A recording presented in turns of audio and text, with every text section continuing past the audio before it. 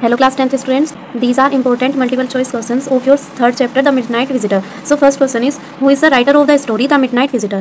First question में आपसे पूछा गया है द मिडनाइट विजिटर इस स्टोरी के राइटर कौन है? सो answer is Robert Arthur.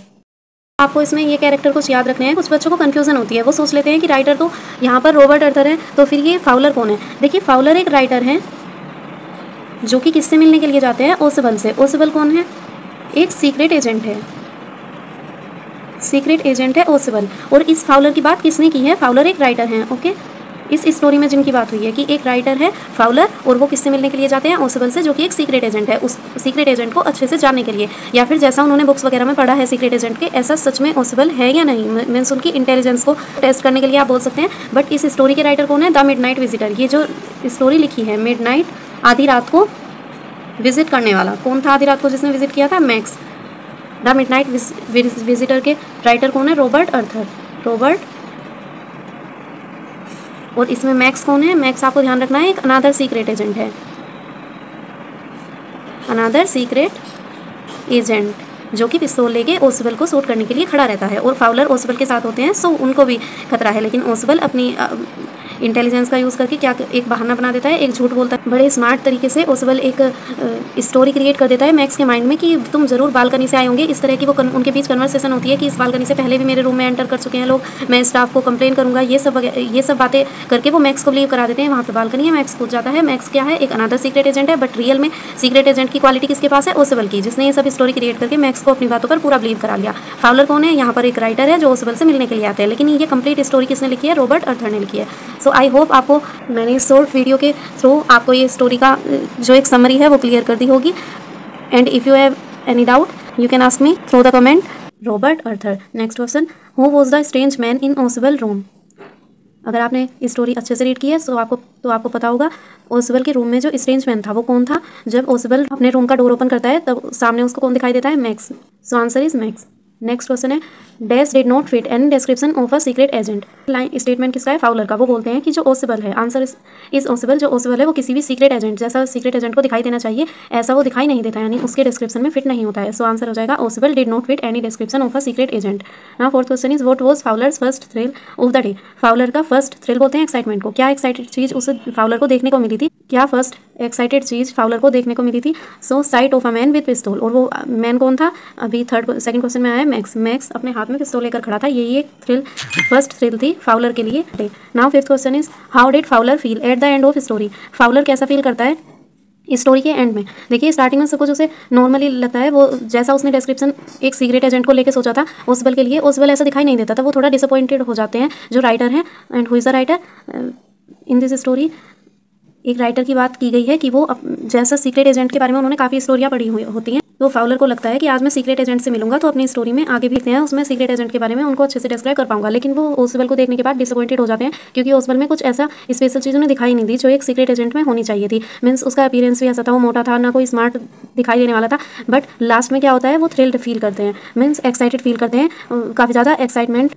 Story के एंड में क्या होता है? जब मैक्स बालकनी समझ के विंडो से बाहर कूदता है तब वो सबसे टॉप फ्लोर से नीचे गिर जाता है और उसकी डेथ हो जाती है. सो जब उसको ओसबल की इस स्मार्टनेस का पता चलता है कि वो इतना स्मार्टली उसने डिसीजन लिया और जो इंपॉर्टेंट पेपर थे वो मैक्स को देने से बच गया, तो ये चीज़ क्या होती है? काफ़ी एक्साइटेड होती है. तो स्टोरी के स्टार्टिंग में जैसा फाउलर फील करते हैं उसके एकदम अपोजिट उन्हें एंड में क्या होता है? वो काफ़ी एक्साइटेड होते हैं, मीन्स थ्रिल्ड होते हैं. Now sixth question is, what is the theme of the story? Story का थीम क्या है द मिडनाइट विजिटर स्टोरी का? आंसर इज, नेवर जज a person by his appearance. Because उन्होंने फर्स्ट टाइम जब वो देखते हैं ओसबल को तो उन्हें लगता है जैसा ओसबल का अपीयरेंस है उस हिसाब से तो उनको लगता है कि ये बिल्कुल भी इंटेलिजेंट नहीं होगा. बट जब वो देखते हैं कि इसने, जब मैक्स पिस्तौल लेके खड़ा होता है और डोर नॉक होता है तब वो देखते हैं कि ओसबल ने कितना अच्छा डिसीजन एकदम करेक्ट टाइम पे लिया है. तो उनको समझ आता है कि ओसबल भले ही दिखने में कैसा भी हो सीक्रेट एजेंट, लेकिन उसके पास जो उसका माइंड है काफ़ी माइंडेड है वो और काफ़ी इंटेलिजेंट है. तो उन्होंने जैसे उसका अपीयरेंस था उसके एकदम अपोजिट उन्होंने लास्ट में उसको पाया. सो नेवर जज a person by his appearance. Appearance को किसी के कैसा वो दिखाई दे रहा है उसको देखकर किसी को जज नहीं करना. इंसान कैसा भी दिखाई दे रहा है उसमें कितना माइंड है ये चीज़ आप उसके बॉडी वगैरह को देखकर नहीं बता सकते. मीन्स वो कैसा दिखाई दे रहा है ये चीज़ आपको कुछ टाइम साथ रहने के बाद ही पता चलती है. Seventh question is, who was Ausable? Ausable कौन था? Secret agent. आंसर हो जाएगा secret agent. Eight question is, who came to meet Ausable, Ausable से मिलने कौन आता है? Answer is Fowler. फाउलर एक राइटर है जो ओसबल से मिलने आता है। ओसबल कौन है? एक सीक्रेट एजेंट है। वो सीक्रेट एजेंट को और भी अच्छे से जानना चाहते हैं, इसलिए फाउलर ने काफ़ी सारी स्टोरीज सीक्रेट एजेंट्स के बारे में पढ़ी हुई हैं, बट वो मिलना चाहते हैं ताकि और अच्छे से वो अपने स्टोरीज में उनको डिस्क्राइब कर पाएँ, इसलिए वो ओसबल से मिलने आते हैं। और पूरा दिन उनके साथ स्पेंड करने के बाद उन्हें पता चलता है सच में किसी को अपीयरेंस से जज नहीं करना चाहिए। सीक्रेट एजेंट वाली क्वालिटी ओसबल में थी। 9th question is who was knocking at the door. जब मैक्स पिस्तौल को ओसबल की साइड करके खड़ा होता है, रूम का डोर जैसे ही ओसबल ओपन करते हैं और फाउलर और जो ओसबल होते हैं वो रूम में एंटर करते हैं, तो सामने मैक्स होता है जो उन पर पिस्तौल लगाए रहता है, और तभी बाहर से डोर नॉक होता है। After some conversation door knock होता है। सो ओसबल क्या आंसर करता है कि मैंने पुलिस को बुलाया है यहाँ पर, क्योंकि वो जो पेपर होता है जो मैक्स को चाहिए ओसबल से, वो कुछ देर में आने वाला है। और ओसबल कह देता है, वो बहुत ही स्मार्टली डिसीजन लेता है उस टाइम पर कि मैक्स से बचने का एक यही तरीका था। वो उसको ये श्योरिटी दिलाता है कि बाहर विंडो के बाहर क्या है, एक बालकनी है। सो मैक्स बिना देखे पुलिस समझकर ओसबल कहता है कि डोर पर मैंने पुलिस को बुलाया था, तो उसको लगता है पुलिस आ गई है। उससे बचने के लिए वो बालकनी समझ के विंडो से बाहर होता है और टॉप फ्लोर से नीचे गिर जाता है। बट रियल में वहाँ पर कौन था? डोर कौन नॉक कर रहा था? The waiter. वहाँ पर कोई पुलिस नहीं थी। ओसबल ने ऐसा झूठ कहा था मैक्स से। सो अगर आपने स्टोरी वाली वीडियो नहीं देखी है तो पहले उसको देखना, तब सभी क्वेश्चन इसीलिए आप आंसर कर पाओगे। 10th question is who was max. Max कौन था? Another secret agent. ओसबल भी सीक्रेट एजेंट है और मैक्स कौन था? वो भी सीक्रेट एजेंट है। Now 11th question, Max entered Ausable room through the. Max ने कहाँ से एंटर किया था? ओसबल के रूम में, थ्रू द मेन गेट। जो मैक्स होता है सीक्रेट एजेंट, वो मेन डोर से एंटर करता है, बट ओसबल उसको क्या बिलीव दिलाता है कि यहाँ पर एक बालकनी भी है। वो ऐसे बोलता है उसको बिलीव कराने के लिए कि सचमुच यहाँ पे विंडो के बाहर बालकनी है, कि वो बालकनी समझ के ऐसे टाइम पर जब पुलिस डोर नॉक कर रही है वो ध्यान से देखता भी नहीं मैक्स, और पूरा विश्वास हो जाता है उसे ओसबल की बातों पर। इतना विश्वास हो जाता है कि बिना बालकनी देखे ही वो विंडो से बाहर कूद जाता है और उसकी डेथ हो जाती है। बट रियल में मैक्स ने कहाँ से एंटर किया था? मेन डोर से। ये कन्वर्सेशन उनके बीच होती है। सो आप स्टोरी रीड करना, तब आपको समझ आ जाएगा। मैक्स ने मेन डोर से एंटर किया था और वो बोलता है अगर मुझे पहले पता होता कि यहाँ पे बालकनी है तो मेरी जो प्रॉब्लम्स है, बिकॉज मेन डोर से एंटर करने पर तो काफ़ी सारी प्रॉब्लम फेस करनी पड़ी होगी। वो कहता है अगर बालकनी का मुझे पहले पता होता तो मैं वहीं से आ जाता। मीन्स उसने ओसबल की बातों पर इतना ज़्यादा बिलीव कर लिया था कि बालकनी को बिना देखे ही उसे लगता है हाँ वहाँ पर सचमुच बालकनी है। So next question is what was max holding in his hand. Max ने हाथ में क्या पकड़ा हुआ था? पिस्तौल लिए रखता है, होल्ड किए रखता है अपने हाथ में। किसको शूट करने के लिए तैयार है? वो ओसबल को। अगर वो पेपर नहीं देगा, बट ओसबल अपना माइंड यूज़ करके और उसकी डेथ हो जाती है और पेपर देने से भी बच जाता है, बिकॉज वो पेपर काफ़ी इंपॉर्टेंट है। उनमें क्या लिखा है ये तो नहीं बताया गया है बस। So next question is who fell down from the top floor of the hotel. मैंने आपको पूरी स्टोरी इस छोटी सी वीडियो में एक्सप्लेन कर दी है, बट आप जरूर जाकर एक बार एक्सप्लेनेशन वाली वीडियो जरूर से देख लेना।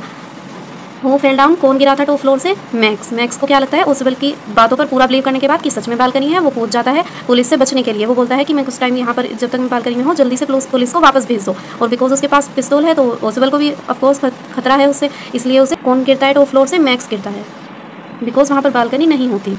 और जब ये बात फाउलर को पता चलती है तब वो सचमुच ये चीज़ नोटिस करते हैं कि किसी को उसके अपीयरेंस से जज नहीं करना चाहिए। सीक्रेट एजेंट वाली रियल क्वालिटी मैक्स में ना होकर किस में है?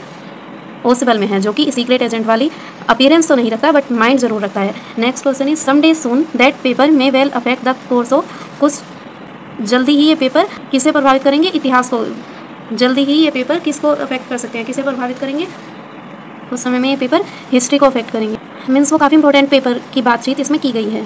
Next question is max said. Max ने कहा दैट कि he did not know about the, किस चीज़ के बारे में नहीं जानता? वो बालकनी। बिकॉज अगर उसको बालकनी का पता होता तो वो मेन डोर से एंटर नहीं करता, वो बालकनी से इजीली रूम में एंटर कर जाता, बट वहाँ पर बालकनी होती ही नहीं है। So this was very interesting story written by Robert Arthur. So आपको इसके राइटर का नाम याद रखना है। These all are very important question, so don't forget to like and share this video.